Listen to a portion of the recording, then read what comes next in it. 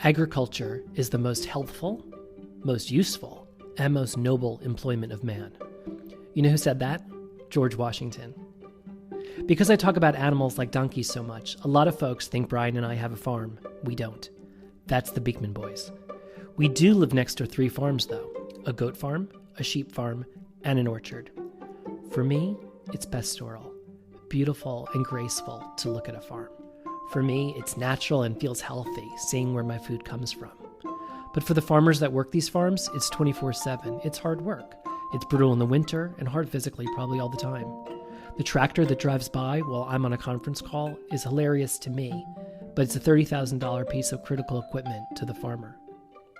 The author and farmer Brenda Schopp is quoted as saying that her grandmother used to say that once in your life, you need a doctor, a lawyer, a policeman, and a preacher. But every day, 3 times a day, you need a farmer.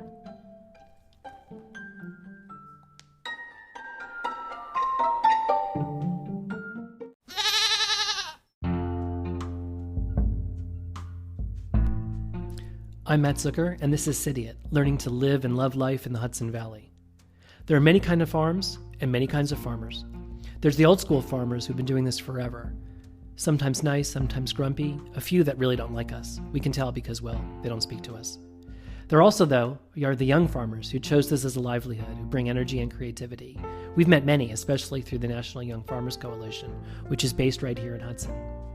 You've heard me speak about Hardy Roots Farm in Germantown, where we join the CSA for vegetables that we pick up every week. We're even joining the Winter CSA for the first time this year. Or Chase Home Farms in Pine Plains, an organic farm run by 2 siblings and famous for its dairy and summer burger nights on the yard. Or Northwind Farms in Tivoli, which drove over its giant smoker and parked it on the road to cook a turkey and a pig all day for us for a summer Thanksgiving. Or Sawkill Farm on Route 9 in Red Hook as you head north from the village towards our house.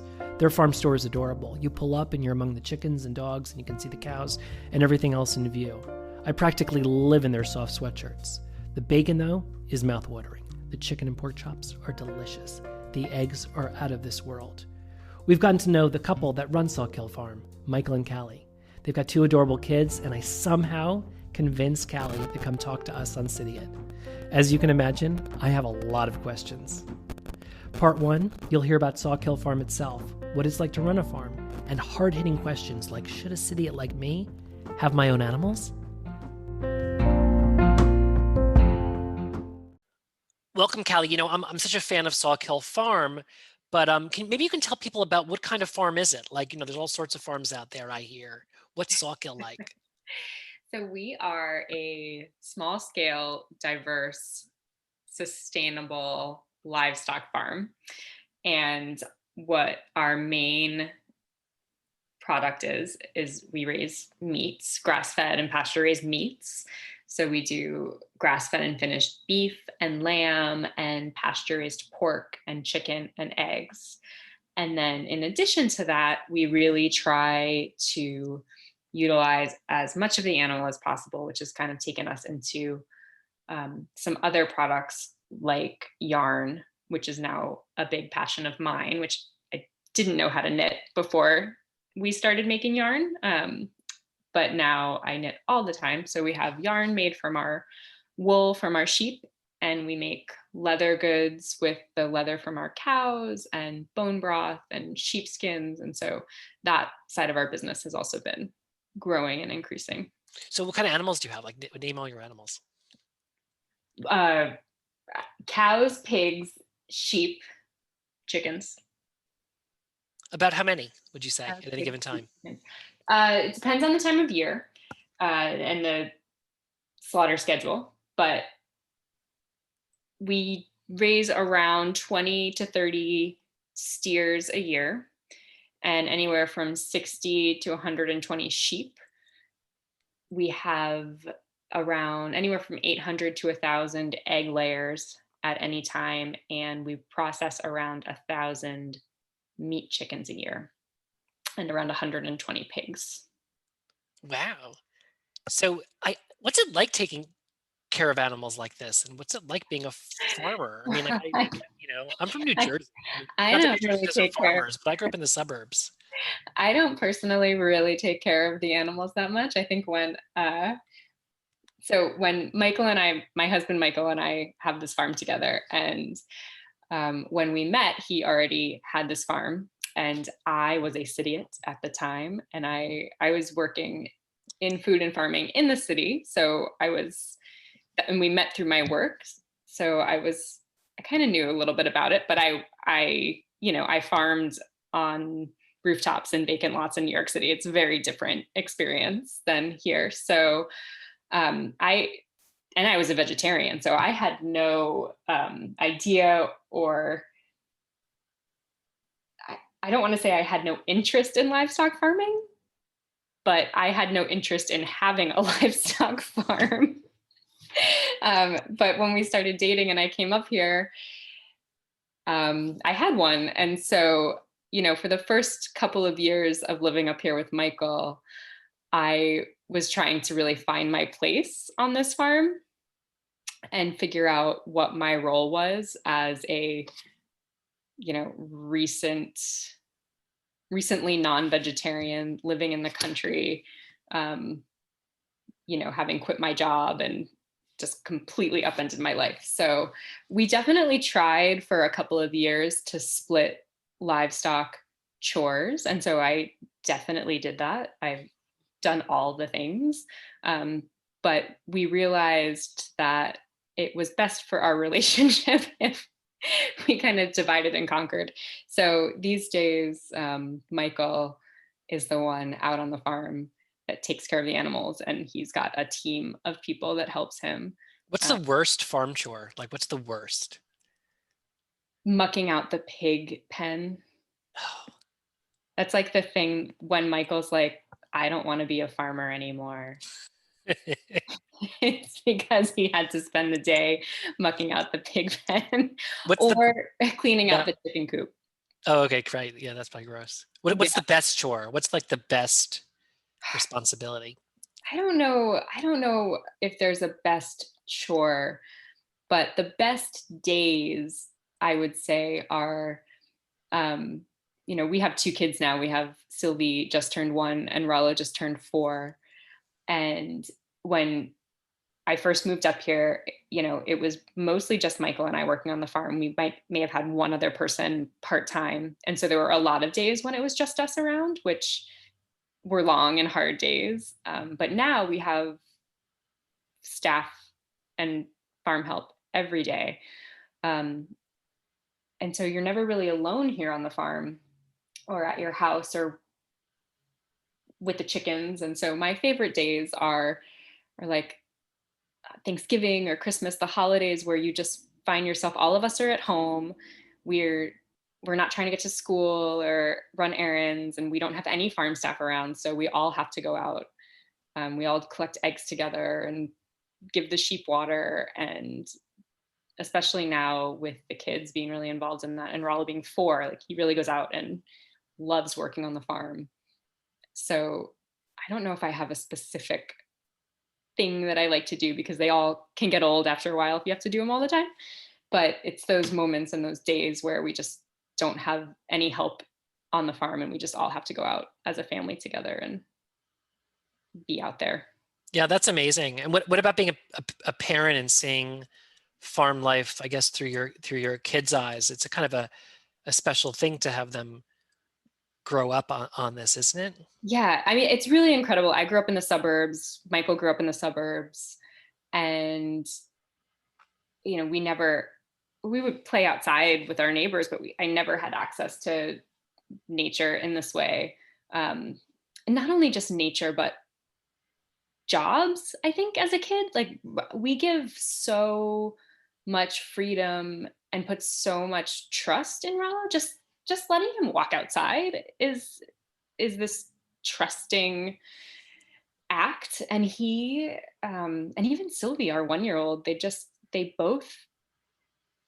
go for it out there. There's no fear. They're so confident. It's really incredible. And we've had the farm for 10 years now, and Michael's been farming for probably 20 years.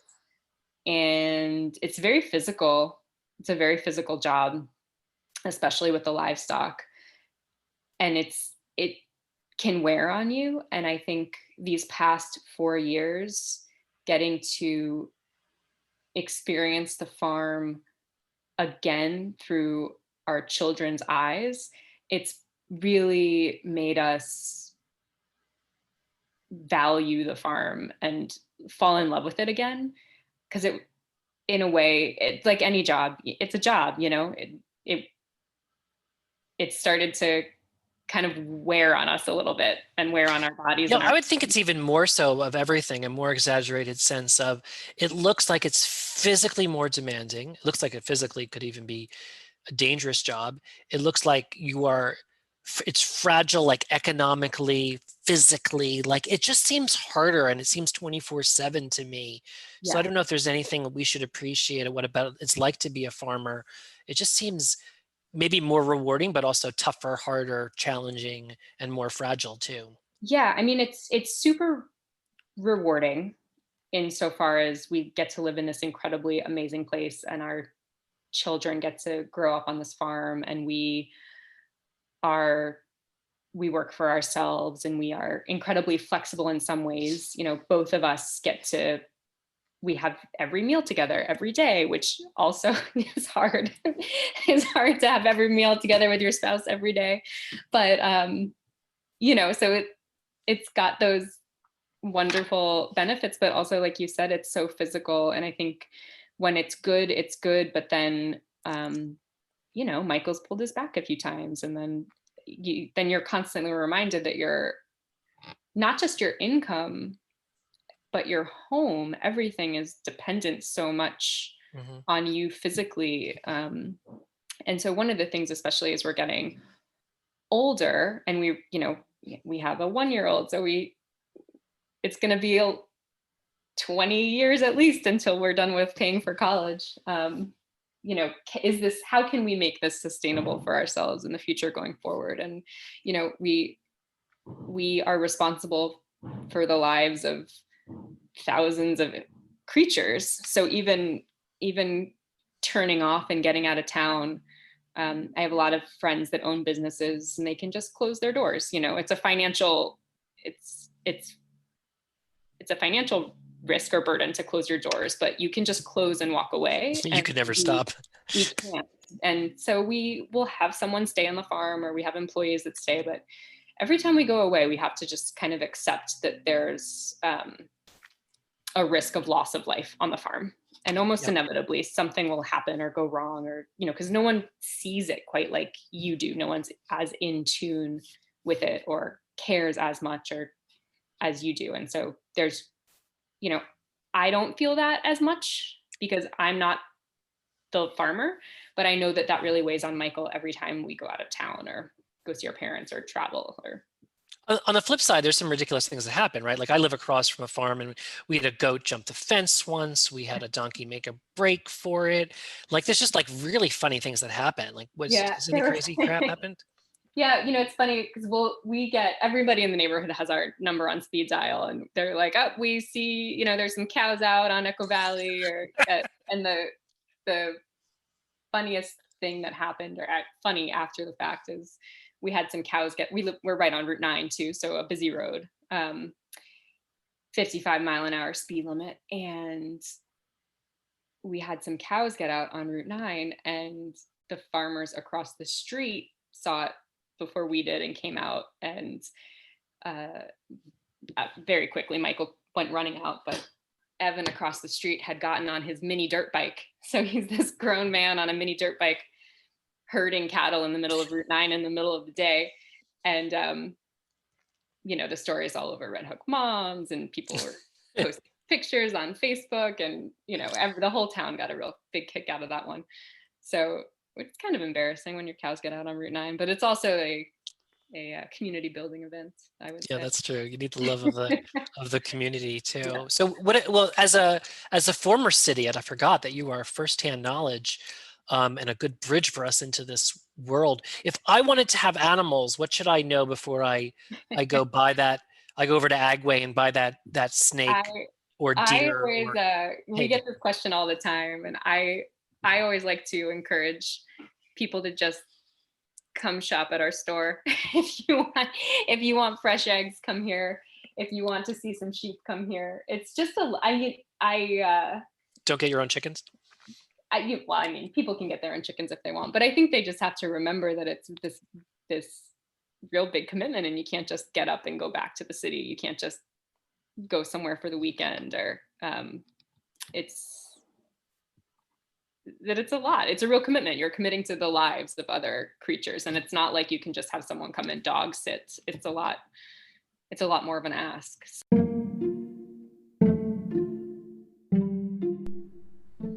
Hi, it's Matt. Before we get into part 2 of Interview with a Farmer, I wanted to share some resources. If you have a farm fetish, you're in luck. There are a slew of farm-focused podcasts out there. First, there's Azure Farm, about a farm in Georgia. There's a special Pilgrims episode out now. Also, A Farmish Kind of Life, Life as a Homesteader in Minnesota. Midwest Farm Wives. Whitney and Kallie are 2 millennial farm wives. And the last, Sow the Land, a husband and wife talk about their week on the farm, which is also a YouTube channel. Episode 23 talks about how to butcher your own chicken. If you're more of a reader, though, try The Milk House. It's a rural writing collective. There's some great stories and lists of books famous and new with farm settings. milkhouse.org. If you're a joiner, maybe you should join the National Young Farmers Coalition to champion the policies and needs of a vital public service. For as little as $35 a year, just visit youngfarmers.org.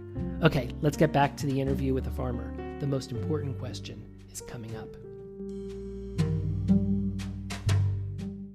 I'm a frequent customer of your store. We buy a lot of your pork, which is delicious, and I'm kind of addicted to your eggs, and I can't figure out why are yours so delicious? So we raise our chickens out on pasture, and we move them around on a weekly basis. So they always have access to fresh grass, and they're digging around in the soil and eating lots of worms and bugs and yummy things. So it's the worms and the bugs. That's why. I think it's that added protein that they get from all the bugs that are out there. Amazing. Certain people are grossed out right now, but I'm totally enchanted. I knew there was a reason. Give them that like extra yellow yolk, I had a question too about other farmers. I've noticed obviously some farmers don't even speak to us and they hate us, but other farmers we've really become friends with. And there seems to be a really nice community. We even joined the Young Farmers Coalition. And is there a lot of farmer supporting farmer type things out there, or are farmers really out on their own and you're so busy you don't get that kind of interaction or community? No, everyone's busy, but it's one of the reasons that Michael chose to farm here in the Hudson Valley was because of that community. So when he was looking for properties, he's from Kansas, and he originally got his start farming in Austin, Texas, and then had worked up at Hawthorne Valley in Ghent prior to getting Sawkill Farm. And so he was looking for land here and in Texas and in Kansas, and ultimately decided on settling here in the Hudson Valley because it had such a strong network and support for young farmers and beginning farmers. And so, there's a lot of support in that regard, with farmers who are farming with similar practices. But we also find, which is really nice, and, we've been here 10 years now. Some people will always think we're new, but we've been around for a little while. And, we've really also built some strong relationships with farmers who have been here for generations. And, maybe our practices are a little bit different, but we all support each other and help each other's cows when they get out onto Route 9. And it's nice in that way, Yeah, that's great too. And do you have any advice for for us Cidiots about how we can support farmers? I mean, Brian and I, we have like 5 or 6 farms, including yours, that we frequent. I hope we do others too. And we join the Young Farmers, but we try to be frequent customers. Yeah. We join the CSAs, but I don't know if there's things that you as a farmer, need us to support. Like, is there ways we can support? In addition, is it better to buy at the farm stand than at your store? Is it better to go to your store? Is it better to come frequently? How do you look for the community to support you? That's a good question. Obviously, I think one of the big things we're very fortunate. We have a very strong and loyal customer base. And we're super grateful for that. I think something that all of our customers have probably had to get used to at one point or another is that it's not the same as shopping at a grocery store. It's not as convenient. And even I, in my own consumer life, try to really buy local. And, this holiday season, I've been really conscious of, especially about trying to purchase locally. And it's a lot of work. It's hard.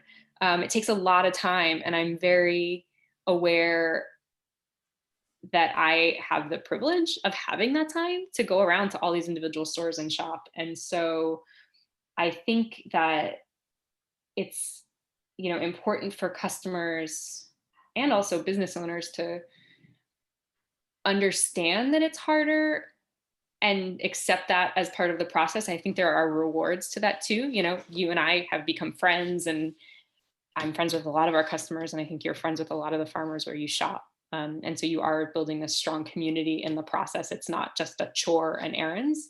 And that's the same thing goes for where I get toys for my kids and clothes for my kids and all those things. But, you have to buy your meat frozen, and we're only open 4 days a week. And, it's harder. Yeah, that's interesting. So it's about being more flexible and enjoying the experience rather than just and understanding that, understanding that it's just not going to be, you're going to have to let go of some of the modern convenience in order to come back to this. And I would, and I asked too for customers to just like do that with a smile, Yeah. if they're going to come and shop with us. So yeah, you need a sense of humor too. Right. Yeah. Cool. there have definitely been times this past weekend, we had some sheep get out, not into Route 9, but just on the farm.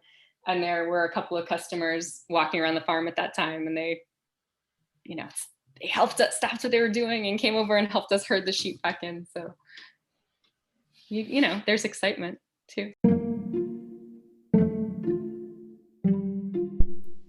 The last part of the interview gets into the food itself, which reminds me to remind you that supporting farm stores is one of the best things you can do. The food is fresh, where it comes from, and it supports the farm itself, which you can imagine is always needed.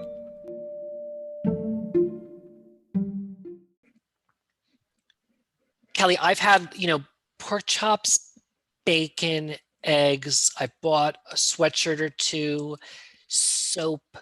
What's your best-selling item? Like, are there things that you guys produce food-wise or otherwise that are like bestsellers, or is it a little bit of everything? Well, we have I would say the eggs, people love our eggs for sure. It's the bugs. Yeah, it's definitely all that extra protein. The ground beef is a big hit. People will come in and buy 20 pounds at a time, and everyone's got their thing. Our steaks fly off the shelves. The bacon is huge. We have some very loyal bone broth customers. We make bone broth from our beef bones, and I can't say that there's anyone that, like, the beef roasts don't necessarily fly off the shelf. Oh, really? But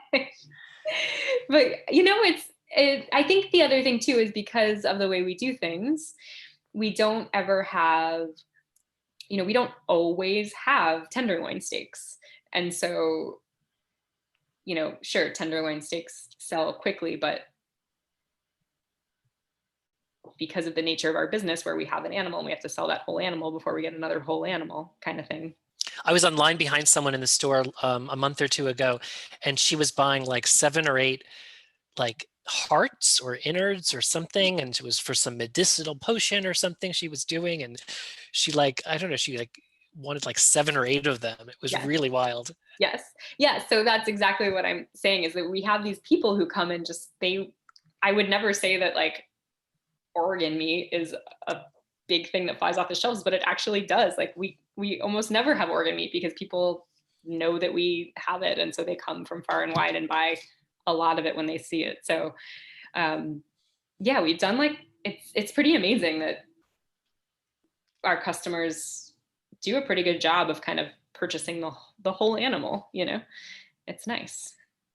So what happens next? Do you guys have any goals for the farm, either in terms of what you might raise or what you might expand or what you might focus on next? Like, what do you just do this forever, or what happens? You know, I think I as I kind of touched on earlier, we are trying to figure out how to make this business sustainable beyond its dependence on our bodies. And so, you know, we're not exactly sure what that looks like. But we're not looking to buy more land or really open a new store in another town. We're not really interested in expanding in that way. You know, at one point we were doing 6 farmers markets a week, and now we're doing 2 that are really strong. And we've figured out what works for us and what's the most effective use of our time at this point. So yeah, we're not exactly sure what's next. Like I said, we have a 4-year-old and a 1-year-old. So we're just getting settled in with our family. And this year being COVID, obviously that's thrown a whole wrench in our business operations. So yeah, we'll see what happens as we come out of this and as our family is growing up. I mean, our goal is to be able to spend as much time with our kids as possible right now. Yeah, and one of my goals is to spend as much time with your kids and the eggs as possible. Yes. It's delicious. Never stop making them. Rala loves to go collect eggs, so if you ever want a lesson on egg collecting, he can show me. Yeah. Cool. Well, thank you so much, Kallie. This is really amazing, and I will see you soon. I'll be online behind the organ lady. Awesome. Well, we'll see you soon.